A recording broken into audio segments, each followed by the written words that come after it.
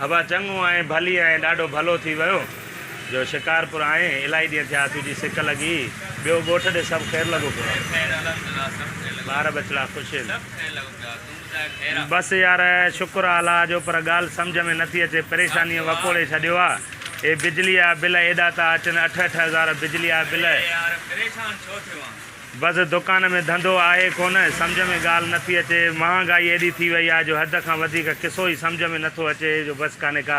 अटो वठणु वञ त अटो महांगो भाॼी वठणु वञ त भाॼी महांगी पटाटा महांगा थिया आहिनि टमाटा 120 रुपए किलो ज़ुल्म थी वियो आहे पेट्रोल 140 रुपए किलो थी वियो आहे अॻे हाणे स्कूटर ते घुमंदा हुआसीं हाणे दिलि थी चए बसि स्कूटर विकिणी पीको साइकिल वठूं बाक़ी छा कयूं।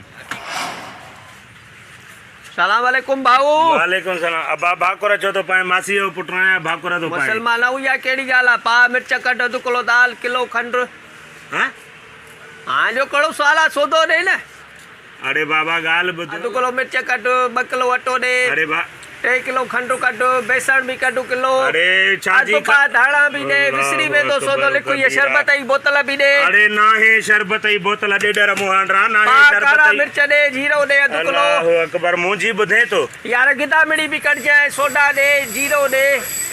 वडा फोटा थई नंडा फोटा काडो छुड़ी आयो आ सोदे दुकान ते वठण आयो आ ने चावरन जो कट्टो भी दे आऊं बाजरी अथई। अरे चश्मो छो न पाए आयो आ अरे बाबा जुअर जो अटो भी दे। हे छाए हे छाए शो भी दई नाबीन ज़ईफ है सोलरन जो दुकान आ पखन जो दुकान आ हे बिलियूं खपनी त जाए समझे हे बैटरी जो तेजाब खपई त जाए तेजाब छो पींदुम माय रूह अफ़ज़ा शरबत दे। अरे ना अरे हारी दे बाबा पवई हारी दे जट हारी दे नुकसान केंदे कडी दे ले सो तार खपई त जाए बल्ब खपई त जाए सेवर खपई त जाए पखो खपई त जाए बाकी हाणे हिते अंडा दे घी दे मिर्च दे लूण दे चाहे बकाल को दुकान है ज़ईफ है बिजली जो दुकान है न कबाड़ जो दुकान है अल्लाह एकड़ो पक्को दे कोई लाइटियूं छड़ दो जे चमका तजला दे रात को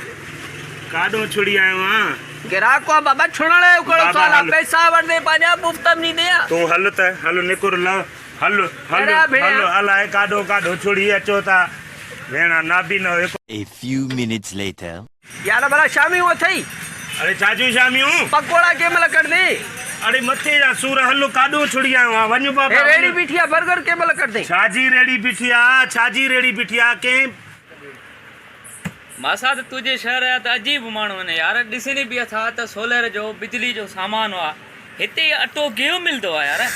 बाबा गाली न पुछ माण्हुनि जो महंगाई मथो फेरे छॾियो आहे यकीन कर चङा भला चरिया थी विया आहिनि कंहिंखे जेको आहे तो पेट्रोल जी परेशानी आहे त कंहिंखे घरवारीअ जी परेशानी आहे को सोचे तो पटाटा महांगा थी विया को तो चए टमाटा महांगा थी विया बसि माण्हुनि जो मथो ई फिरी वियो आहे बसि मां उथ त हल त तोखे दीवाने जो फालूदो खारायां हल।